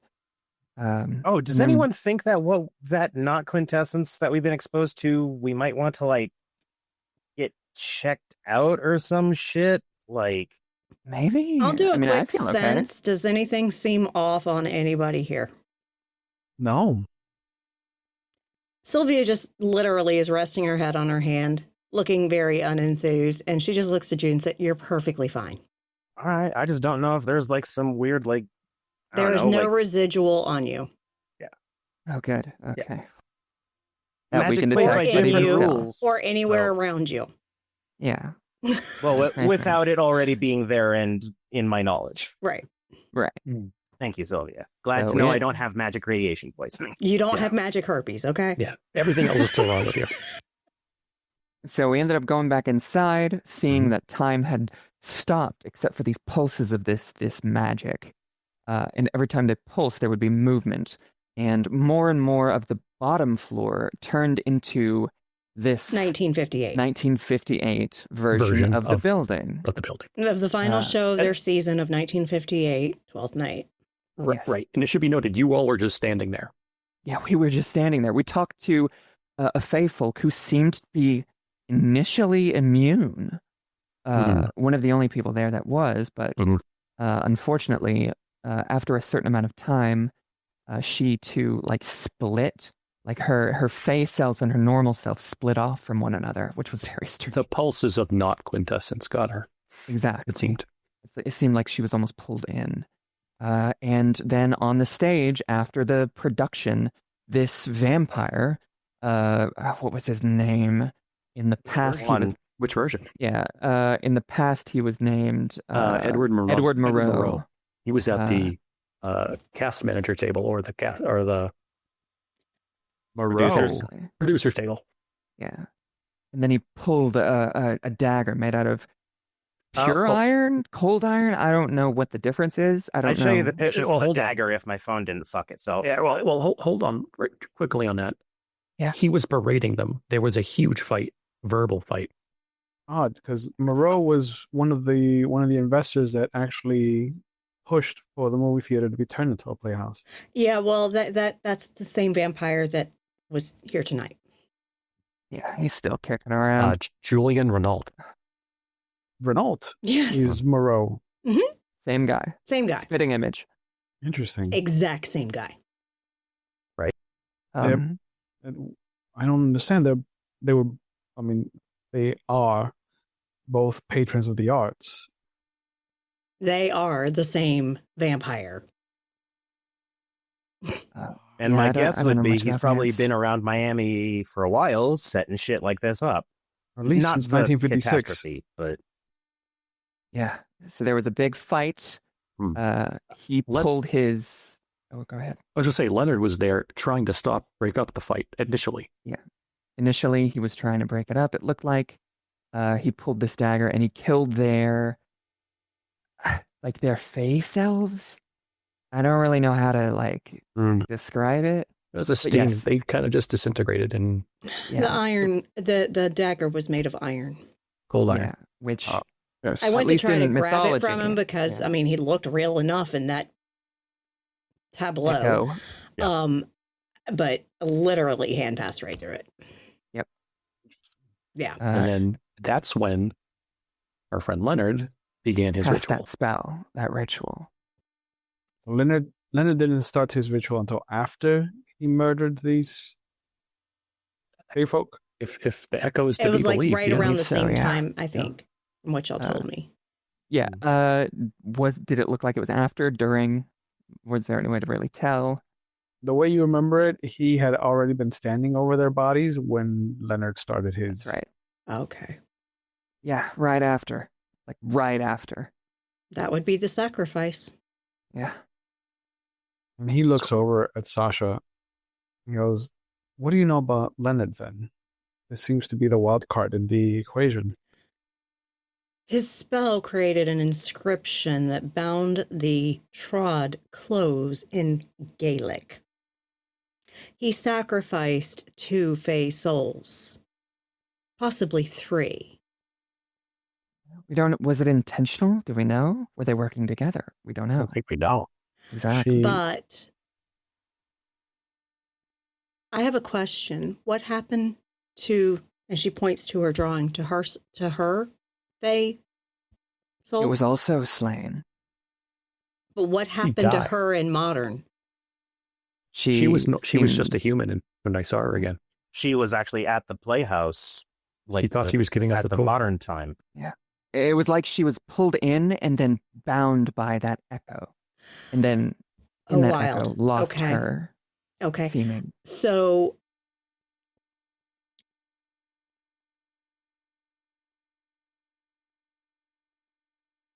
did what happened to her modern Fey soul also happen to the 2 that got stabbed in the past? Yes, the same thing. Was a bright light show of cracking sort of Glass. texture looking thing and then dust.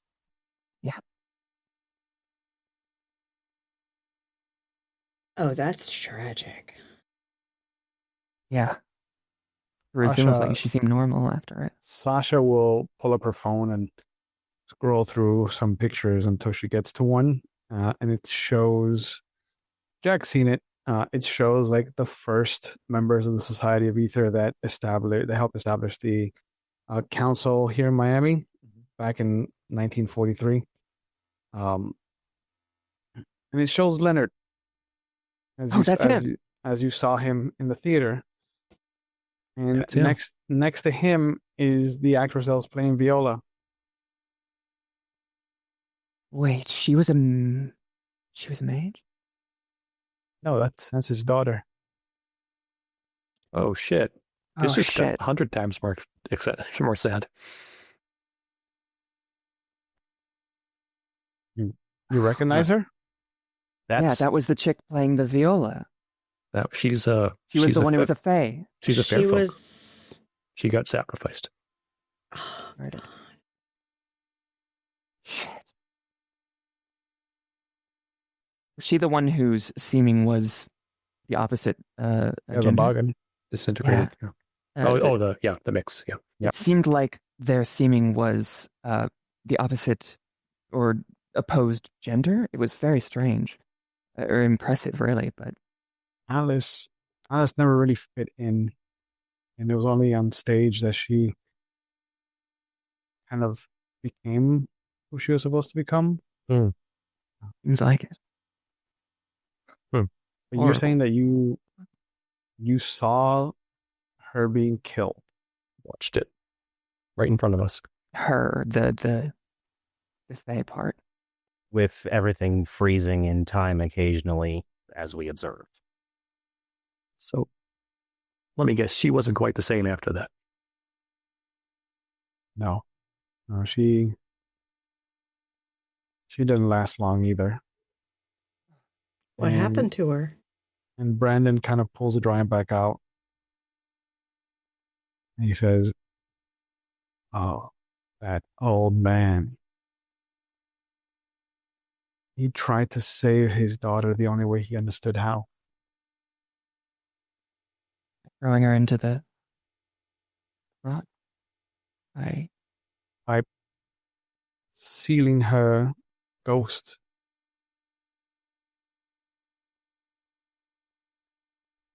That's why there's so many echoes. And why he did a slapdash ritual instead of building something. Correct. Doesn't And explain how he sealing- got his hands on it, but And sealing her essence to the place, he inadvertently sealed off the trod doorway. So I released her essence when I opened the trod. You surely did. And her lover. And her lover. Probably. But I am not educated in what happens when you cross over, so it might be a blessing for them. I hope so. I have seen things that would make me inclined to believe I did them a favor. I really hope so. Well, Yeah. all right. Then congratulations on your success. And he'll raise his mug and take a sip of his coffee. She'll slurp the last of her chocolate shake. And Sasha just goes, "This is too fucking heavy to not smoke. Excuse me." And she gets up and goes outside. that's why I smoked on my car ride here. Oh. At least now I think I know what symbols he might have used. I gotta be honest with you. I think we need to burn that page and never think about it ever again. And then Sylvia, if there's any indentations from the next page, maybe tear it out just to be safe. I'm not that heavy-handed. Fair enough. See what Sasha says, though. She's technically in wanna- charge. Do we want to do Technically. anything about this fucking vampire? Or are we just leaving it be?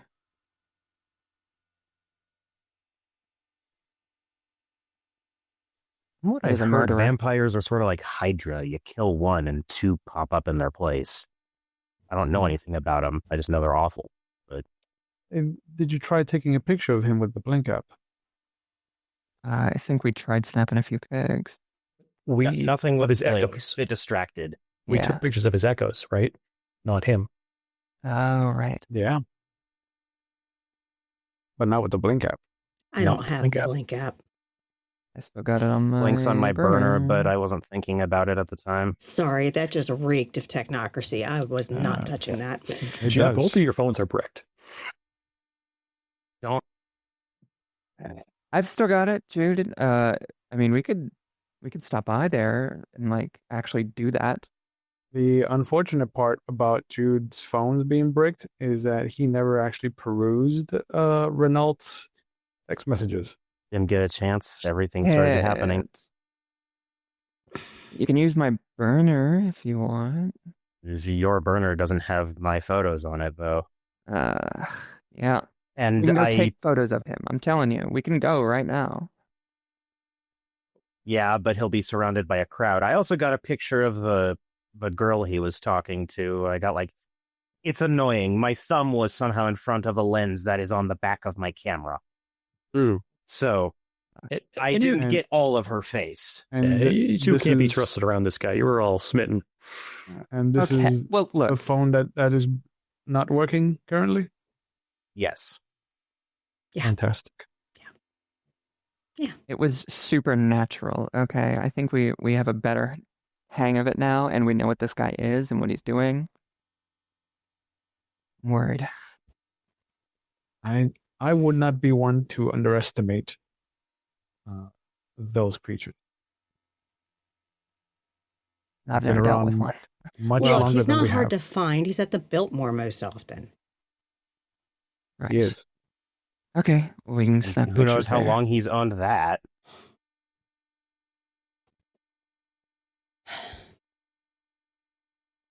I've heard too much bullshit about the Biltmore to ever like trust what goes on there. I gotta be honest. Like It's that unfortunate whole what's place- happened Oof. with it because it used to be a very powerful node. Damn that. You can establish new nodes with less bullshit around them. You can. And the people that have tried to reestablish its node have found that there's a pushback. Wow. Something doesn't want it to be connected to us anymore. So And it's got a vampire living in it. yeah, so Well, that could do it. yeah, snafu. Yeah. They do have their own blood sorcerers, and they might have done something to it. Ugh. Blood sorcery. Wouldn't know anything about that. Yeah, but it's the dark, red-headed stepchild of my history. Okay, well, some mystery solved, I suppose. I mean, from what I'm understanding, you have succeeded at something. This Imagine is that. a victory. Wish I could figure out what the fuck it was. Feels like Yeah. a tangential W, but I guess that's a W. I mean, let's be fair. I didn't really do all that much. Sylvia was the one opening the can of worms, and it just happened to explode. And you'll hear a thunk, thunk, thunk on the window, and Sasha just kind of like holds up her hands. Oh. And he grabs the drawing, folds it back up, and puts it in his pocket. And then you'll see her reach into her pocket and pull out the drawing and just set it on fire. That's what I'm talking about. With a lighter or just with her cigarette or something? With her cigarette. Okay. Jude, I need to go smoke. You want to come? Yeah, might as well. Fuck. We'll be right back, and Jude will polish off his coffee and get up with Eden. Get back outside. Yeah. So Sylvia and Jack are left inside. Is Frollo still there? Who? Um, Yeah, Brendan's still there. Yeah, he's spaced off though. Like he looks like he really wanted to dissect the paper, but being that he is not a typical hermetic, he caved into the sounder minds. Sounder minds coming from this fucking group. I'm going to text Sylvia during this, while we're just sitting there. Yep. Any chance that piece of paper was the same piece of paper?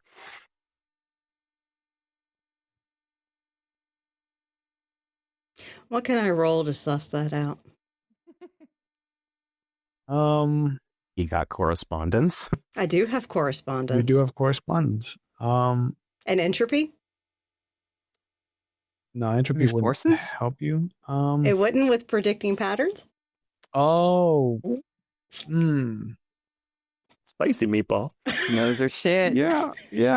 Oh, it's I'm sorry, it's a sphere. Yeah. So yeah, I think correspondence and entropy 2. To know if, Yeah. yeah, And prime to sense if and there prime was to sense it. Okay. Yeah. All right. This is considered coincidental because I'm not doing anything flashy. Right. There are sleepers. There are sleepers. So let me make sure I mark that there are sleepers. Hang on just a second. You're not in the note anymore. No. It should put you at 6. Hang on. I'm looking for where it says sleepers. Hang on. Da, da, da. Witnesses. That's what it is. Yep. Okay. That didn't change it. Put it at 5. Oh, weird. Okay. Is it just because it's small? Maybe because it's coincidental and Yeah. 6 would be vulgar. Yeah. So, yeah. Okay. I got 2 successes. Solid.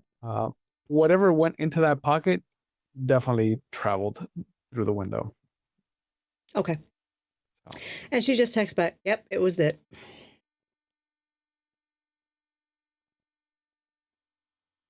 Maybe I side with Jude. And... Why don't we start playing Everlong? I like that song. Hell yeah. And that kind of rouses Brendan out of his fugue state. And he kind of starts to bob his head to you. Outside, Eden and Jude, you see Sasha kind of drop the thing and let it burn out. And even when it turns to ash, like she stomps on it and kind of digs her shoe into the ash. That's And probably for you the see, best. as Jude was just watching passively until she started stomping and crushing it with her foot, and now he's nodding like, yes, that thing destroyed my phone. Take revenge on it for me. So we've got most of this figured out. I guess another question is what the fuck happened to Leonard if he disappeared? Did this kill him, do you think? Oh, I mean, it's anybody's guess. The way that Brendan was talking about it, I wouldn't be surprised if he had to give up part of himself as a kind of like a locking mechanism. It was a hermetic ritual, so he would know more about it than I do. But if it's as taxing as you're talking about, then yeah, I could probably see him being eaten up by whatever he closed up. And An ultimate act of sacrifice. Someone said this guy's like inventions and stuff are being used on Mars. Is that what Fuller said? Yeah. Is there anything of his that's actually down here in the city? You don't know how to get to Mars? I just don't want to go all the way to Mars just to look at something I'm curious about. Oh, I mean, there's a couple of things here and there. He wasn't prolific, but he was always trying to better others' equipment. I'm just trying to figure out the disconnect, because even if he was desperate, I haven't lost a level 1 like he had, so I don't know if it would be that reaction or not, but tech magic exists. Why go so off script just for that? Yeah, that's weird. You have to remember that Heat of the until moment. you joined the traditions, a lot of the tech magic was used by the enemy.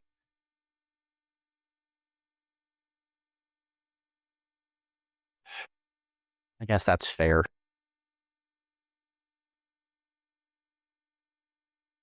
From what I've been told, you all are the ones that jumped ship first, and then we shortly followed.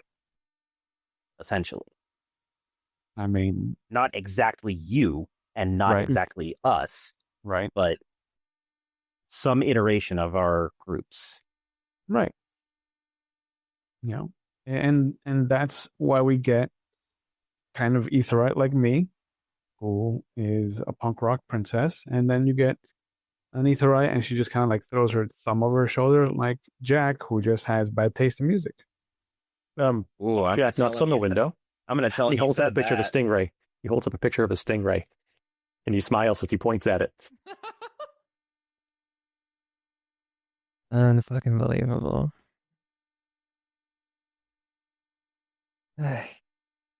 Well, mystery solved then, I guess.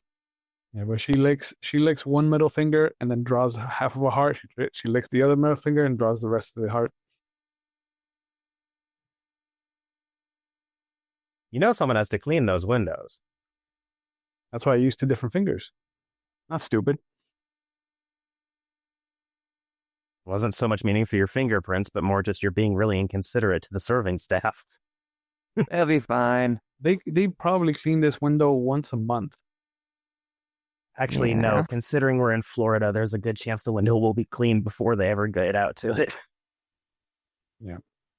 That's not wrong. But yeah, don't feel bad. All right, you guys did a good thing. You say so. I don't really know I what really I wanna just kill it. participated in. Fuck that vampire up, though. I mean, worst case scenario, all right, is Leonard got stuck in Arcadia, didn't age a day, and is now a lunatic for having been in the Feyfolk for 50 years and is now loose in the city. Why would you say it like that? Because that makes me feel like that might be a thing now. You No. elucidated that perfectly. I hope No. he's not a lunatic, but if you spend time around the Fae, I imagine, yeah, you would probably. He'd just be a run-of-the-mill marauder, and we could handle that. Oh, Run of the mill. run of the mill marauder, right? Yeah, as of if course. that makes anything you have to deal with on that easier. Yeah. Oh, yeah, it's just a run of the mill bomb. Yeah.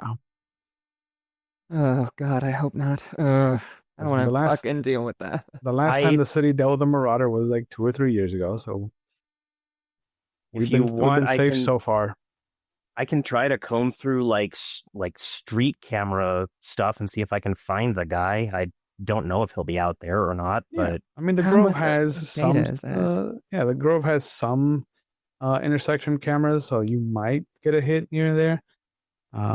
But yeah, fix your phone first and send me and Brendan the picture of this girl that you saw. it's gonna probably be most of tomorrow, but I'll get it fixed. All right.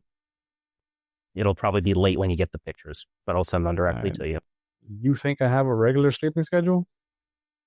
I think you have a sleeping No. schedule. Everyone does. You underestimate the power of naps, my friend. Or coffee.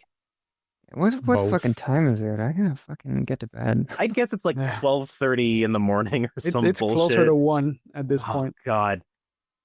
Yep, sounds about right. It's gonna be an early 5. Okay. And And you at will this point- hear the knock at the window, and Brandon just kind of like puts his phone up, and you see it's like 1:15, and he's like, does a driving hand sign. Oh, I goes- still gotta drive Sylvia home. Okay. Yeah. I looked at She's like- Sylvia. He meant driving, right? Okay. Yeah, he did. And he looks at you he's like, yeah, she was my ride, unfortunately, so I'm beholden to her and her crappy music. Why do you think I was telling Eden we are not going to the bar? She's my ride. I can drive if you want. I don't care. I think you were telling her no because she looked awfully invested in that man. Well, of course, but that's just, I mean, I have no desire to hang out with a vampire and definitely not going to a bar when I need to get a bed soon. Given, and I don't want to sound crass or rude to you, Sylvia, so if I do, I apologize ahead of time. Mm, But given the proclivity that you have towards the dead, I would imagine that a vampire would be interesting to you, but not in the slightest. noted. Do the you know spirits thing. that the restless actually hate them? I didn't. Yes, they do. Hmm. Because they cheated death.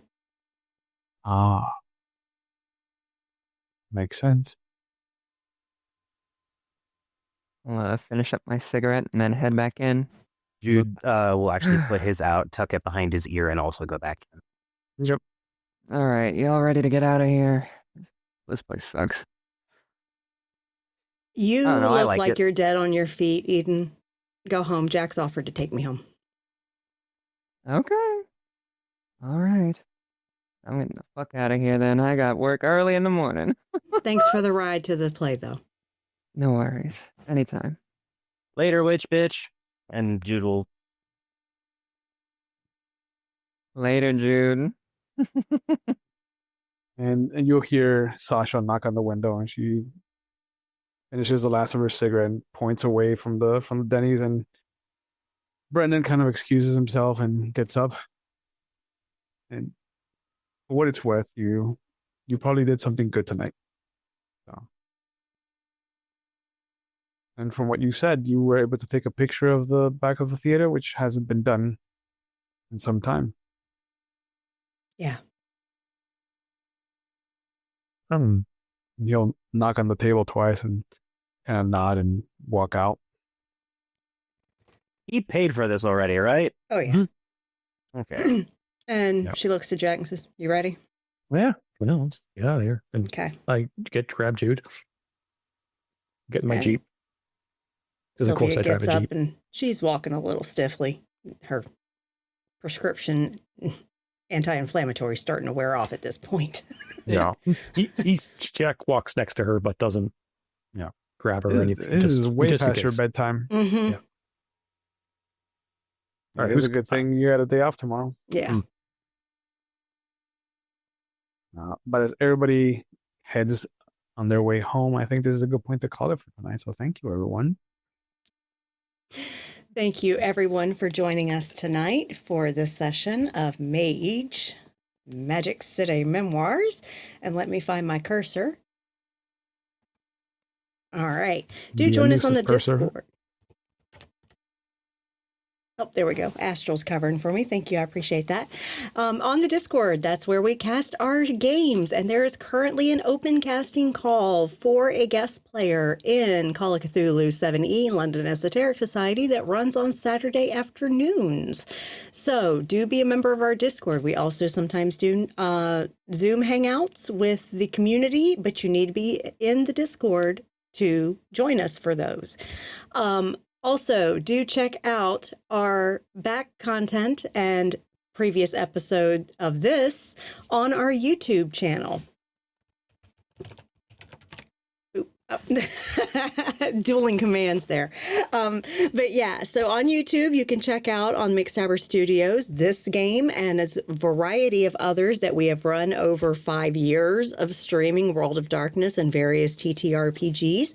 And if you go to the London Esoteric Society YouTube, you can catch a D&D 5e campaign that was run on our channel called Ishvel. You can also check out London Esoteric Society, which is called Cthulhu 7E. They have run over 100 sessions and are still going. Yeah. And then, of course, 7th Sea was also a game that Tiss ran back in January. That was amazing. It was a mini series, and she's got a few other games on there too. So do check out her channel. And of course, we have amazing friends that also stream, not only with us, but on their own channels. Ravnus Archon, what you got going on your channel? Well, hi, everybody. I run TTRPG stuff on my own channel. I currently run Vampire the Masquerade 5th edition on Mondays. I alternate between Werewolf the Wild West and Scion 1st edition on Tuesdays. And on Thursdays, I do Legend of the Five Rings or 7th Sea. And I have infiltrated all of the Wednesday games here at McStabber Studios. And sometimes I get to play on Fridays, where I play the handsomest Baron in Kansas City. Yep. All right. And of course, do check out Junie Bonesh. She runs our Chicago Hidden City game on Saturday evenings, and she's played in a number of games with us too, and possibly will be running more games with us at a future date. But she does do some crocheting and crafty stuff on her channel, so do check her out. And she's a very, very engaging streamer where she loves to chat with her viewers. And also check out Mischievous Red, who does some arts and craftsy type stuff on Sundays when she has the spoons to stream. If you are part of our Discord community, you get alerted when our friends stream, so you can follow and You can join us there and check her out when she's streaming. Re-Rolls, he's running a D&D campaign on his channel. You can check him out. He plays in our London Esoteric Society game and our Kansas City Vampire Chronicle on Fridays. And of course, DM Daddy RPG is where you will find Jen of Thieves. She plays in our Kansas City Chronicle and also was in Queen's Gambit and was in the Monster of the Month serial game that I ran last year for 10 months, which was based on Monster of the Week, TTRPG. So do check her out because she runs and plays games over at DM Daddy RPG. And if you would like to get some merch, you can check out our Zazzle link in chat now. That merch is, some of it is very much rated adult due to swear words on it. So make sure that you have your account signed in and that you have your settings set so that you can see adult rated merch. To see all our offerings, such as Camp Wish a Motherfucker Would Camp Counselor t-shirt and Cat's to-do list, which is kick ass, take names, become a dragon. All three of those are checked. What the last thing unchecked is Dracula.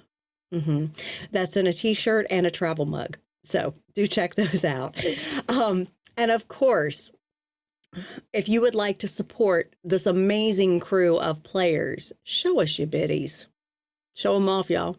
Bits and donations are distributed amongst our cast here at McStabber Studios. And if you would like to support the studio itself, you can do so by subscribing here on Twitch.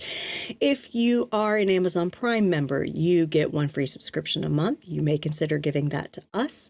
And you can also donate to our KoFi page, our coffee page by Mama Coffee. But if you can't give monetary support at this time, we completely understand. You can support us for free by going to YouTube, to McStabber Studios YouTube, clicking the subscribe button, which is free, and then liking and commenting on videos that you watch on our channel. Doing both of those things drive us higher in the YouTube search algorithm when people are looking for TTRPG content like ours. So that is a free way to support us, and we appreciate those who do that. Thank you so much. And of course, coming up over the next week, we have, hang on, let me get my calendar.